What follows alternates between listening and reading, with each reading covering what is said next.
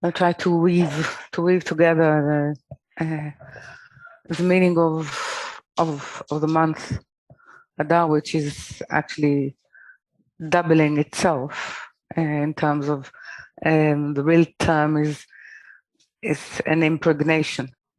This is how it's called in Hebrew.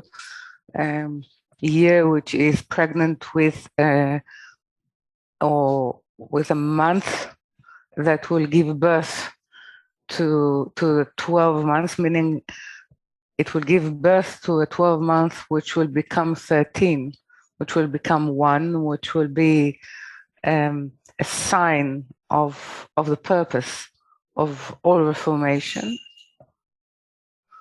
which speaks about the 13 qualities and measurement of mercy, of a very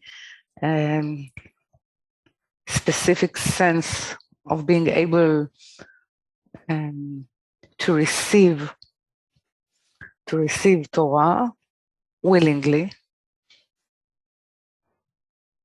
So it needs a preparation which is to do with accommodating the lunar year, which is the change, which there is always a danger in change. So it's accommodation of or adaptation or making them move to coincide in their movement with with the year of the sun, or the counting of it's to adapt the formation time and changes to that which is seen, to that which is counted. So it's to the will to receive as it gets influenced and changed by the lunar year, by its not by its renewal, but by its change. So it's a very delicate issue, but in Adar there is sort of the saying that we need to, or what say, an advice, okay?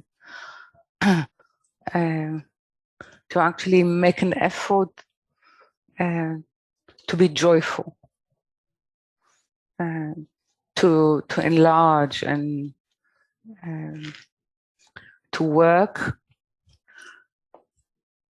which is in itself it's a bit weird to our mind, how to increase gladness of the heart. But I want to point out that if there is some sort of an advice to increase, it means that the tendency is actually to go into some sort of a depression or some sort of an exile. So the advice how to overcome the exile or the change is to increase the joy, like I say, the joy in the perception that it's all under the providence of the will of the Creator to bestow goodness to all creatives. So it actually speaks about the structure. Now I'm moving from this increase of joy is actually the purpose and the origin of design of the human, because the origin of design of the tabernacle is what is defining the parameter of that place, of the meeting place, is what is called the planks or the boards. Yeah. in pieces of wood, which in Hebrew you would say that this represent men and women. This represent Adam that actually is standing, and when he's standing, he represents the connection of lower and higher. Yeah. So he's the tie, he's the knot through him being erected. Yeah. Human erected as the definition that means that the purpose of the human, of an erected human or reformed human, is actually to build from himself a place for the higher, a place for the creator. And then there is what can happen inside it, which is a movement towards holy of holiness. So it moves from that which separates to the daily work, or what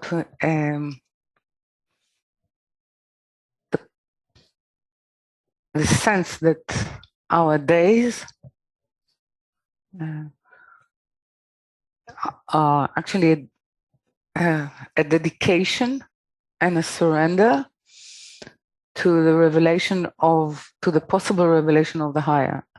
And then we move into sanctifying it in order to reach the point, the inner point of holy of holiness, okay, which is a totally different perception.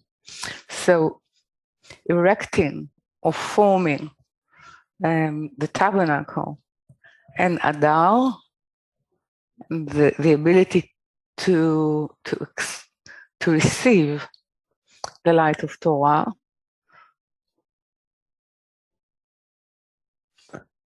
and is coming from realizing that the want and the lack of presence